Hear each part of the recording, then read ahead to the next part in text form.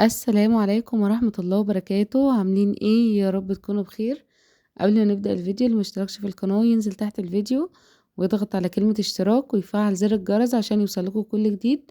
تعالوا نعمل مع بعض بقى النهاردة الجلاش بالفراخ بطريقة حلوة قوي وبسيطة وسهلة، وإن شاء الله يعجبكم.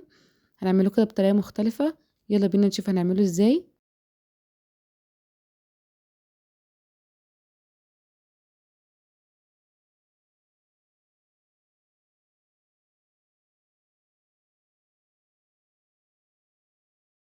معايا هنا بقى لفة جلاش، يعني النوع اللي انتي تحبيه براحتك، ومعايا هنا زبدة أو سمنة. معايا هنا بقى صينية تدخل الفرن، مسكتها كده غلفتها بالزبدة كويس.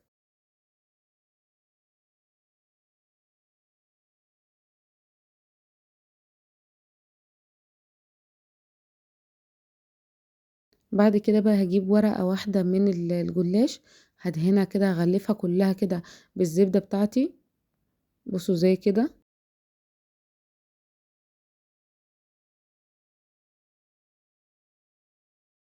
بعد كده بقى هحط عليها ورقة تانية. بصوا بالشكل ده. هجيب بقى الفراخ بتاعتي انا معصجاها. الفراخ دي انا عملتها ازاي؟ شوحت بصل وبعد كده حطيت عليها فراخ مفرومة وتوابل اللي هو فلفل اسود وبهارات وكده، وشوحتهم مع بعض. بس انا ما حبيتش اطول الفيديو يعني، في مره هبقى اعملها لكم. بصوا، حطيت بقى الفراخ كده في قلب الجلاش وهلفه بقى زي الرول كده بالطريقه دي.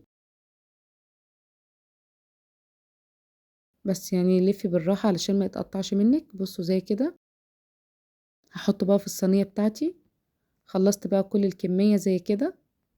هقطعه بقى.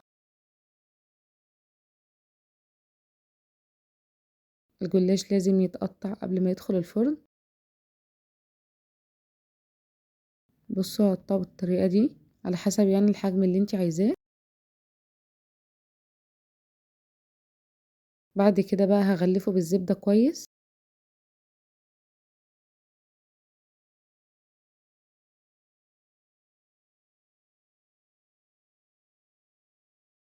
معايا هنا بقى بيضة، هنزل عليها برشة فلفل اسود وكوباية لبن او حليب زي ما بتقولوا عليه يعني.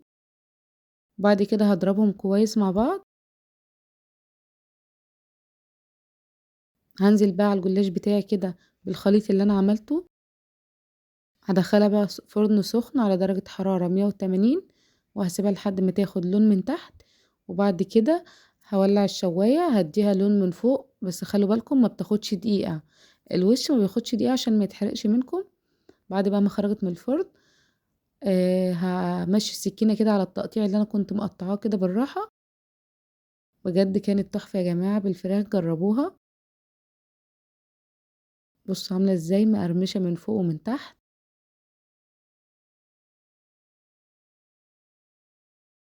بصوا بجد تحفة، جربوها. وكده خلص الفيديو معانا، ولو عجبك الفيديو ما تنسيش تشتركي في القناة وتفعلي زر الجرس عشان يوصلك كل جديد. والسلام عليكم ورحمة الله وبركاته.